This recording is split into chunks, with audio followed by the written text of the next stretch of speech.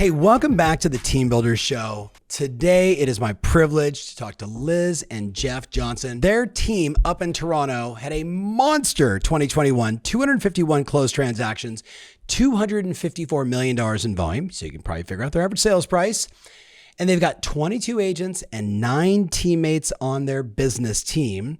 Today, what I want to unpack is what they built, why they built it, where did they first start, and what does it look like today? And then what is the future of real estate teams? So if you are new to real estate, if you've been selling houses for 25 years and you're like, should I hire an assistant? Should I, delve into this whole team thing?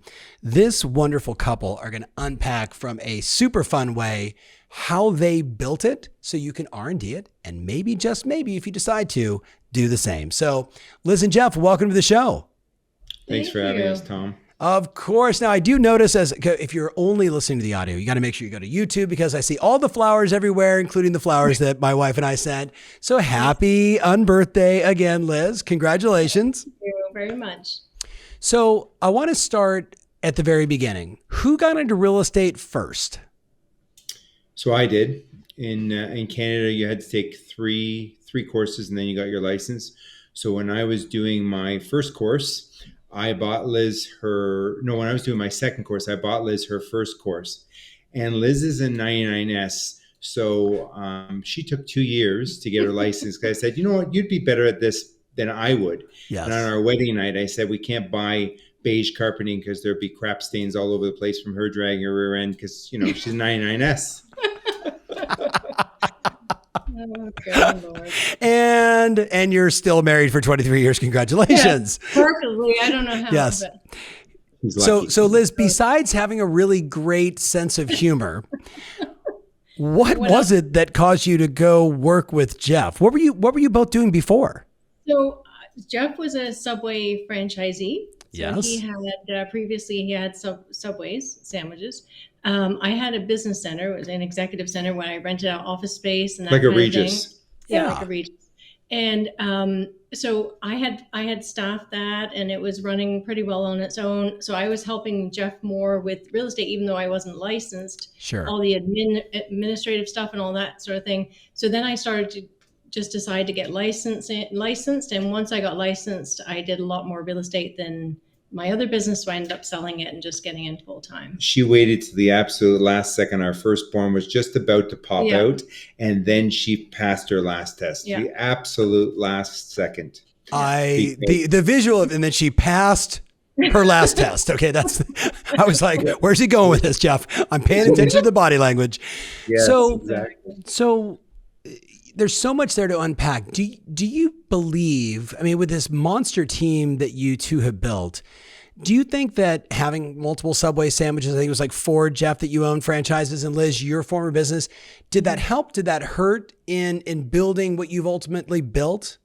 I think it helped in a lot of ways from the entrepreneurial part of it. Like we've been used to being self-sufficient and having to work for everything. So we haven't relied on salaries or anything like that all our lives pretty much. Sure. So I think from that aspect, it helped.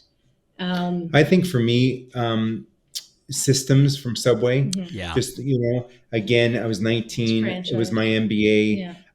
That was between 90 and 95 when a lot of people were getting golden handshakes with that whole, I think you guys went through it in the States, Yep. but that was our biggest real estate downturn between 90 and 95. Right. And so I always looked at things as systems, and I always looked at somebody else can do it better than me. So I'm always looking to replace myself. And so I think that gave me the foundation. Jeff, for as long as I've known you, that phrase, I've always been looking for someone to replace me, would be the perfect way to describe you. Right? So I see that as clear as day. Liz, quick power rules for the person listening right now who's thinking about or is already working with their spouse in the business. What are the do's and don'ts? What have you found to be effective before we get into the unpacking of the whole building of the business? I think how it worked for us, and I don't know that we did this like premeditated it or anything. I think it just happened, is that because we're opposite discs. So anyone who knows disc, I'm an SC and Jeff's a DI. Yes. So naturally, I was just much better at listings because he would try to do listings and come home with no taxes, missing initials, like because he just talked the whole time and missed everything. Yeah. So, but he was great with buyers. He was Yes. great taking buyers out and developing that relationship. So we just naturally, I did listings, he did buyers. So from the beginning, we worked together but separately. Yes. And then that just sort of morphed because, like I said, because we have opposite personality styles, it sort of morphed to now, fast forward all these years later, I'm a natural, if you know EOS, I'm a natural integrator. He's a natural visionary. So we've always had our own lanes. Yes. I think that's not that they don't cross over every once in a while. Of course they do. And hard to live with. and everybody fights. It happens. You disagree about things. But I think more importantly, we're not monkeying around in each other's lanes. We stick to what we know. Okay, but I know Jeff well enough to know that anyone else that has a lane, he has an opinion about their lane. So is that a fair statement, Jeff? I mean, I'm a D. I understand. I've got an opinion, right? So it's a very fair statement. One of our first assistants typed this thing to put above my desk. Jeff would like it immediately, if not sooner. Yeah. Yes. Because that's just the way I want. So that's where, again, Liz has the process, and I want it quick. Done to me is better than perfect. Liz wants perfection all the time. But again, that has helped. That there's a lot of things that she catches my blind spot. And because we have ultimate respect for each other, she can tell me stuff. I probably coach or direct more than she does to me. Sure. But I'm open to it. But I naturally, like I try to always say to Liz, I can't look at my picture. I can look at you because you're not in picture. But if I'm in the picture on the wall, I can't evaluate myself. So you got to give me the feedback because I can take it. I just need to know, because again, I think the fair statement that we have a lot of staff is that Liz said you'd never say that, you would never be that direct to, and it's true because I love her, and it's coming from a place of not, we're going to this destination together, right? Yes. So we've been together since I was 22 and she was 25.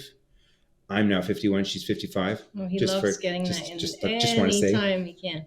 But yeah, wouldn't you say that it's more keeping things separate? Yes, I think that's and again with the listings from being a mom, right? That worked out perfect for her because she could manage the listings around her thing.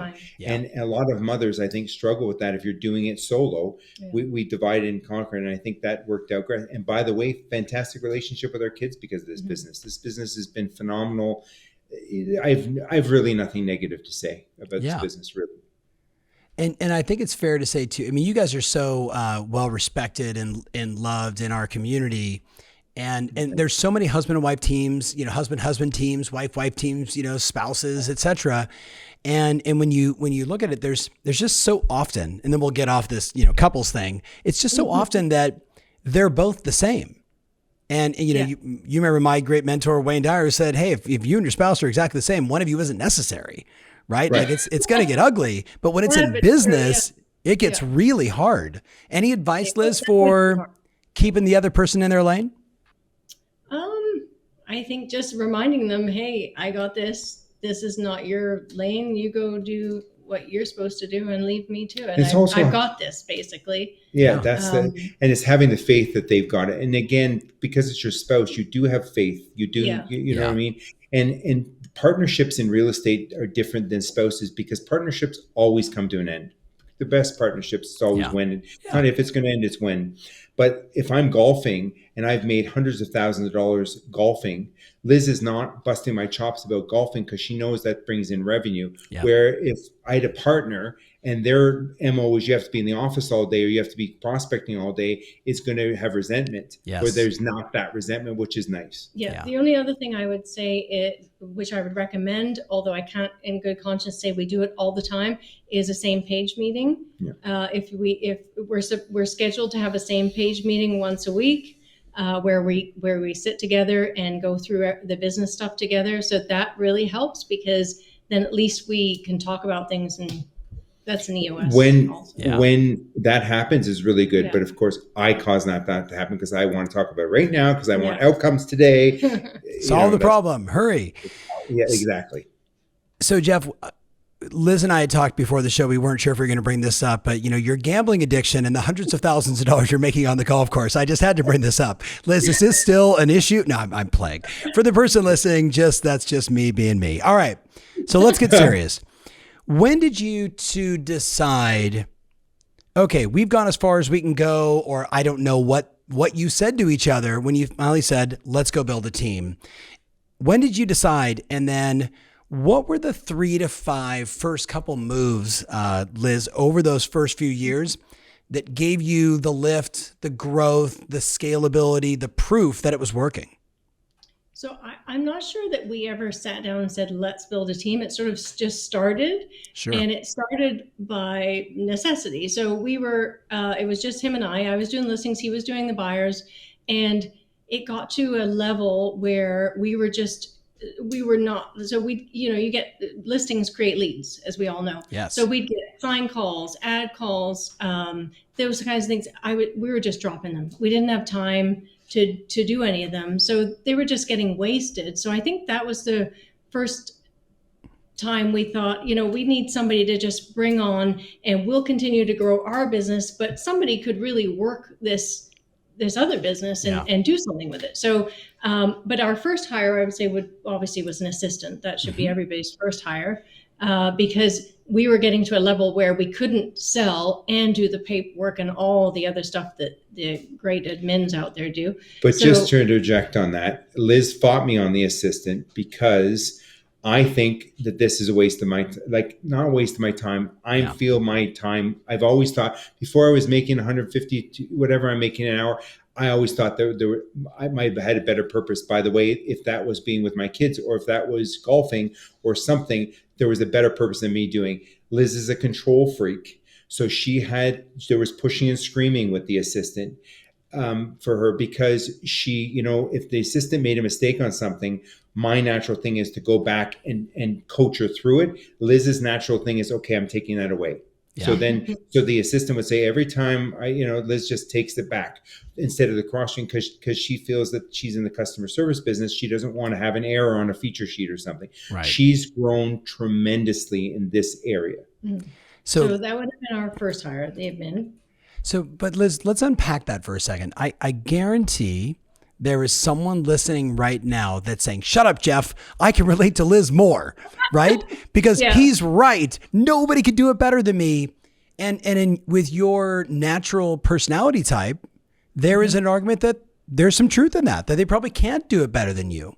And yet you move beyond it. You said necessity. You said, I ran out of time. What was the impact? What happened in your life that made you realize, I'm running out of time and I got to make a change? I think it was just probably a few balls were dropped on my end, because I was trying to keep too much going, and that would really, really bother me. A lot of Tom Ferry coaching, drilling it in. I think that was therapy. Okay, whatever you want to call it. So I think it was just, like I said, out of pure necessity. I just couldn't do it all anymore. Yeah. And when I did get, when you truly get a good assistant, then it's like, wow, everything just lifts. And when we did finally get, that wasn't the first one, by the way, but the second assistant we got, he was phenomenal, and he just moved everything out of the way, and it was like a breath of fresh air. Yeah, right. So, yeah. Absolutely. So if the admin was the first move, Jeff, what was the next move? What was the next brick that you added, or the two of you added, that gave you more scaling, more sales, more time with your kids? So I think we hired about 4 or 5 buyer agents right off the hop, and most of my my key hires were people that I got into the business.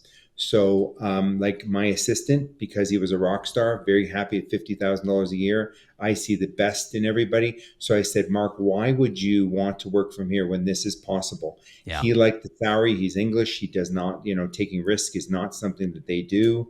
And so, and he made like almost $400,000 last year. Yeah. right? He's created a lot of wealth. So I got him licensed, and I hired another assistant. Then assistant golf pro at my golf course. I said, "How much are you making? Come work." Got his license.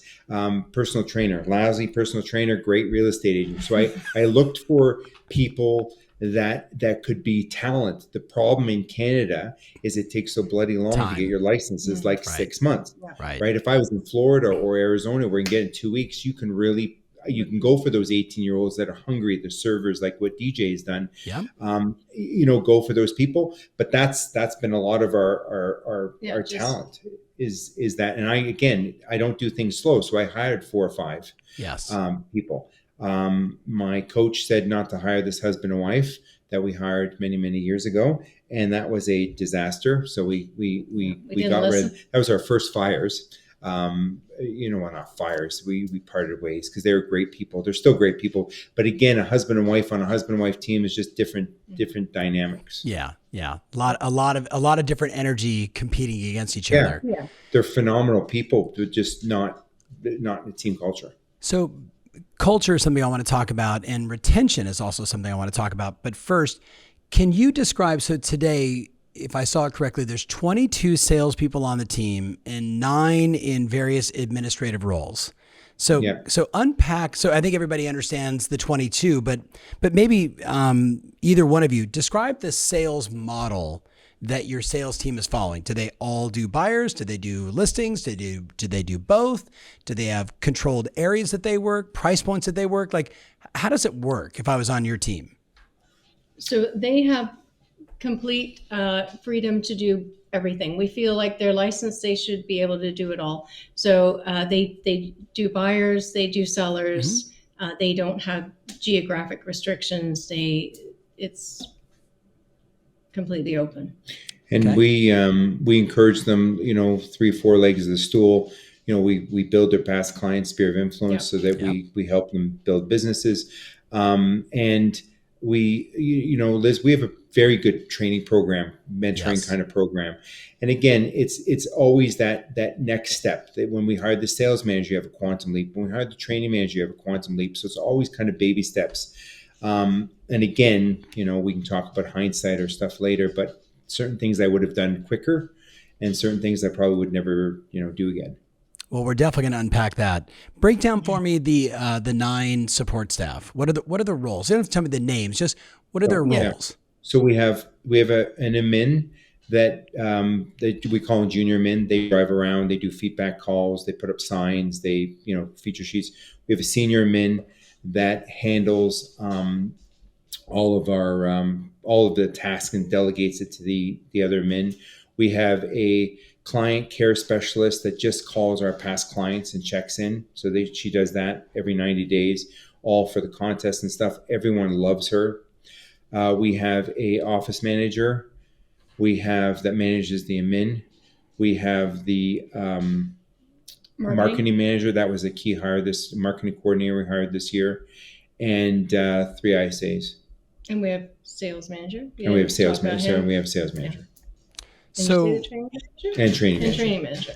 Wow. Okay. So hold on. So 1, 2, 3, 4, 5, 6, 7, 8, 9. Okay. Yeah. So unpack for us. I want to know more about your client care specialist, because I think that probably caught a lot of people's attention. We've seen a lot of great team leaders like the two of you realize that you have this enormous past client list and you just weren't nurturing and loving on them enough. Yeah. So like, what does that person do? What are they accountable to? What are their rocks? So they have punch, jab. So that's 2 check-in calls. 3rd is ask for referrals. Everything's done through follow-up boss, so the calls are recorded. The office manager oversees her. She works 3 days a week. And, you call her the love ambassador, right? Yeah, we nicknamed her the love ambassador, and we've given her full autonomy to, within reason, obviously. We've never really had to give her a budget because she's a very sensible girl. But if she speaks to someone and someone tells her their kid's graduating, she sends flowers, same thing with if they've loss of a loved one, anything like that we can think of. If she knows they're running a marathon, we try to sponsor them, whatever whatever we can do there. But basically, she's in charge of she uses Follow Up Boss because we're big Follow Up Boss people. And she just calls literally through them, just touching base. Is there anything we can help you with? How's everything going?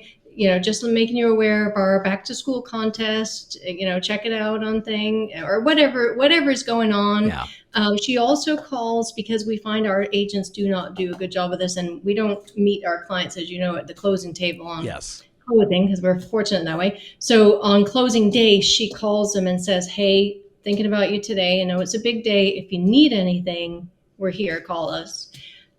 She also organizes pizza for them on moving day. So she organizes all that stuff. So she's literally her whole job is to make everybody feel hugged and warm and fuzzy, basically. And again, we try to take control out of the agent's hands. These not closing. Yeah. She calls the first day, first week, first month, and then we because they just don't do it. They don't. We collab. So she'll get on the agents again through Follow Up Boss is a great system where it can come up for the sales manager.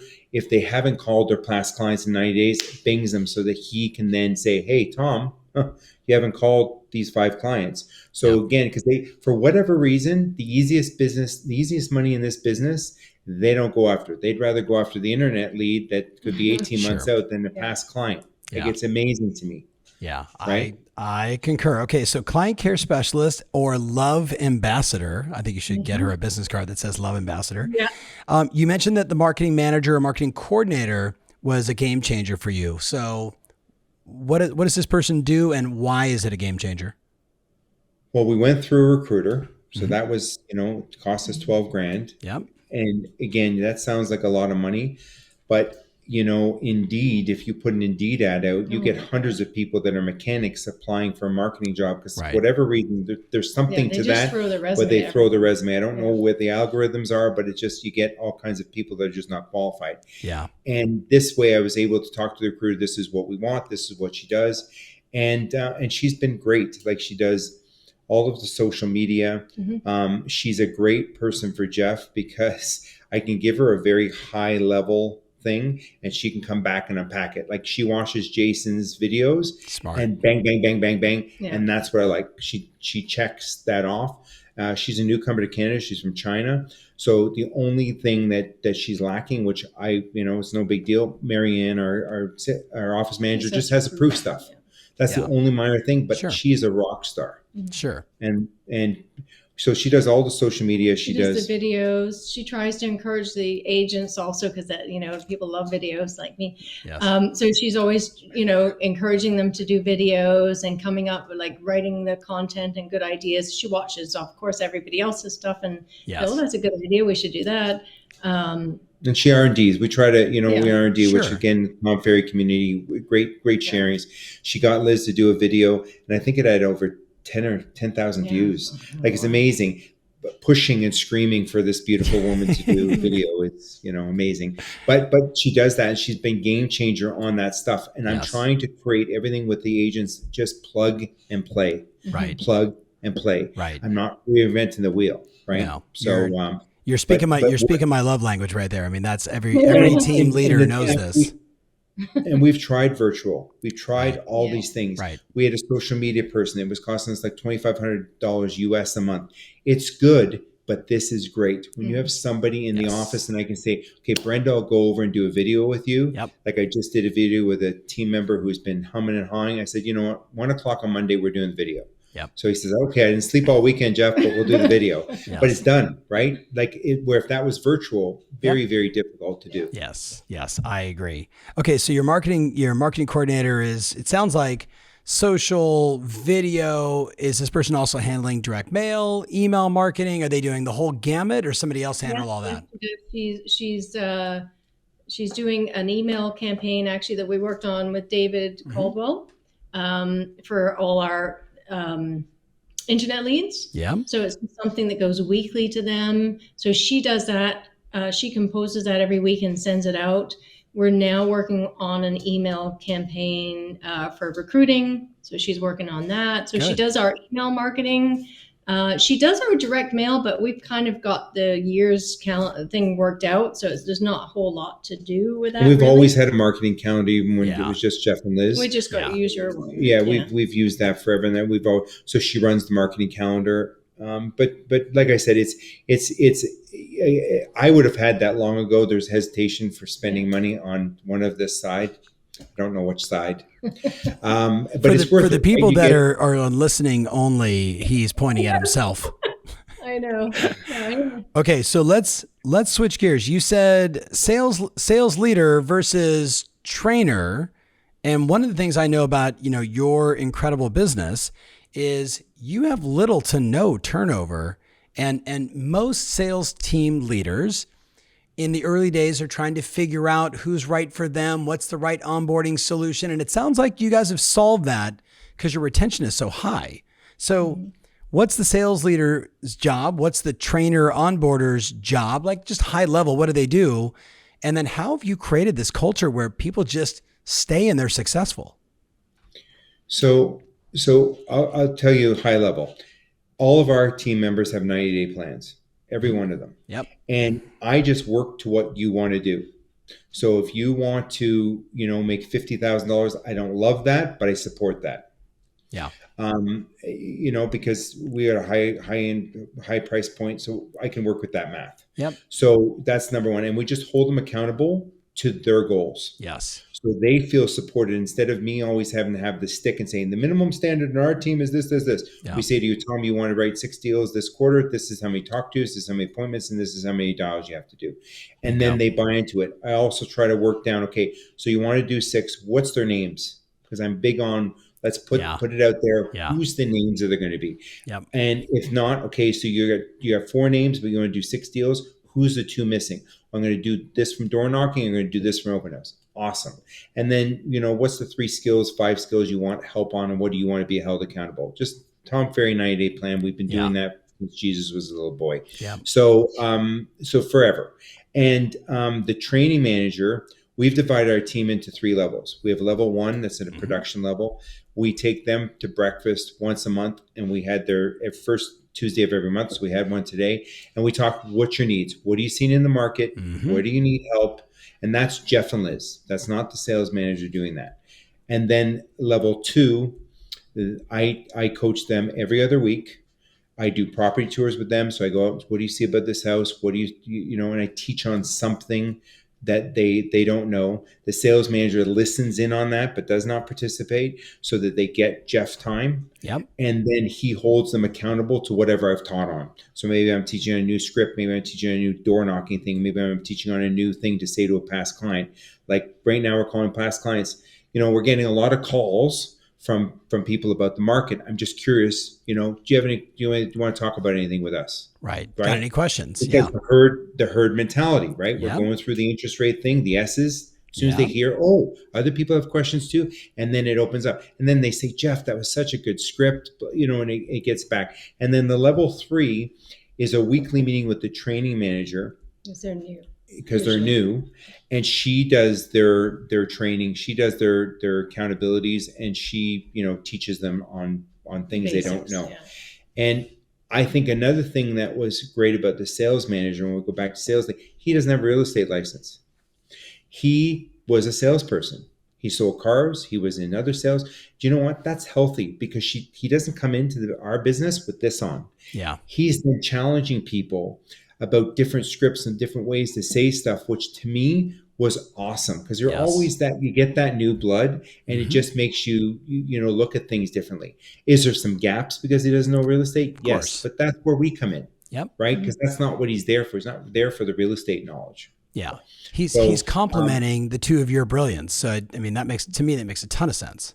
Yeah, and he's the middle manager. He has to keep us, Jeff, happy, and he has to keep the team happy. Yeah. So it's a good, and he's a good guy. He's a 99 I and a mid-level D. He's a perfect sales manager for the raw. Yep. He's really, really good, and it's changed. It's changed a lot of our business.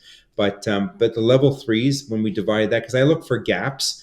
And I say, okay, these people don't need this stuff. They need different things. So that helps with turnover. With turnover. The other thing is that I believe in your goals, whatever you want to do. Now, I always believe in people more than they believe in themselves. So I'm very good at motivating people and helping them, see through things. And also, I think Liz and I are at the bottom of the pyramid holding everybody out. This is not a Jeff and Liz show. This is a show. Yeah. I think a big thing that people have to remember, and we've always remembered this and tackled it this way, is that we have two clients. The way we look at it, we've got our clients that we sell and buy houses with, but our agents are clients of ours as well. Yes. So you have to remember they are clients of ours, and we provide a lot of service to them. I mean, we did their T360 thing, and one of the things we rated so highly on was because our support that we offer our agents. I mean, yes. We literally do everything for them. Book their appointments, yes. Map it out, their drive time, put up their lockbox, like everything. Do their offers, like we do it because we just want them to sell. That's what they want to do, and that's what we want them to do. We don't want them to, have to do that stuff. And the turnover causes you less stress. Yeah. But where I've dropped the ball is not listening to you sooner about the recruiting, because now I need to recruit more because of the market. And again, that's just been a blind spot for me. For Liz, and I don't want to speak for you, but she loves the culture and she's always nervous about bringing somebody not in. But, we want to grow. Like we got a 5-year plan of what we want to do. I don't want to retire. I love what I do. Liz has maybe different ideas than I do, but so that was probably why I didn't go because she wasn't for it. And then I thought, well, it works and things are great. But if you get a shift a little bit, like we're going through now, right? If you had more people, right? Because everybody has different hunger levels, right?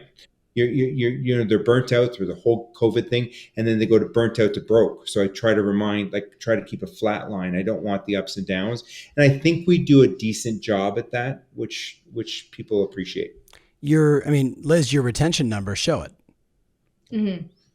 Right. It's that care and, perfection, and I want it to be right for them. And I think for every team leader listening right now, like that's, these two really exemplify like, hey, my job as the leader is to remove all the obstacles that would get in the way so they can just go do what they do best, which is be with buyers and sellers. Yeah. Right? And I think you got to stay close with them too. So, obviously as you get bigger and bigger and bigger, I'm sure it gets challenging, but we try to. It was definitely pre-COVID. We actually, just like our marketing calendar, we had a monthly calendar of a team event once a month. So every month we'd have some type of team event. A lot of it was happy hour for whatever reason. That seems to be the most popular one, but we had bowling, like different things. I think that really helps too, if you can kind of just have fun together and, know each other personally. Yeah. Like, we've got team members this week that dog sat for another team member because they were going up to a wedding, and it's just, they're all very close and tight knit, and we're fortunate. And like, even with the Vegas, Liz again fought me on, not fought me, it's not, podcast about me fighting him. But it's about doing a Vegas trip. The rewards. Yeah. We do a quarter. Sure. I like to go to Vegas. So it's all about Jeff. No.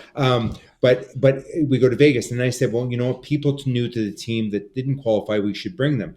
And the first Vegas thing we did, she said, this was the best thing we ever did, because I cannot believe the bonding that these guys had. Yeah. Again, we didn't go wild in Vegas. We're Canadian, but you know what I mean? But she Wait, hold on. Jeff, wasn't there a television show called Canadians Gone Wild? Sure. Yeah. Okay.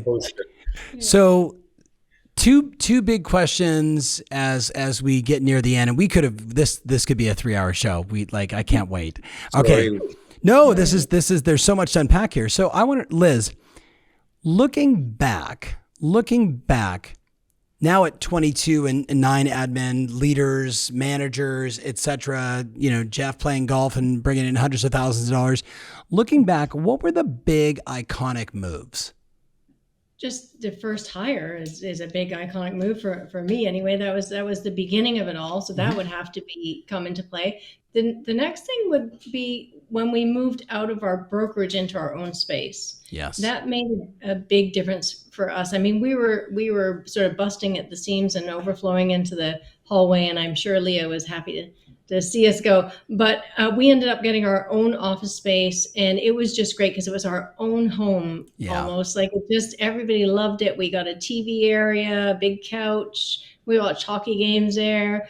And then we expanded again. We had 2,200 on the first floor, and now we have 4,500. We have the whole fifth floor, and again, build it and they will come. Yeah. But I think that made a big difference for everybody. Yeah. You didn't. It was our own space. Yeah, Liz, you didn't leave the brokerage. You just grabbed your own space. Exactly. Yeah. Even with Forever, like Remax Professionals Forever, but we moved out of the brokerage office where we had rented, I don't know, 4 or 5 offices, and we were jammed in there, and we tried to use their boardroom, but we were just too big. So when we got our own space and we had our own boardroom and our own training room and whatever, it just, and our own kitchen, it just helped. You can do things. Again, when you talk about culture, today's Tuesday, it's call night. There's beer and pizza ordered every Tuesday, because that's whatever it takes to get them to make the calls, go for it. Right. And then we can have pop, we can have beer, we can have Perrier, we can have all things in our fridge. Help yourself.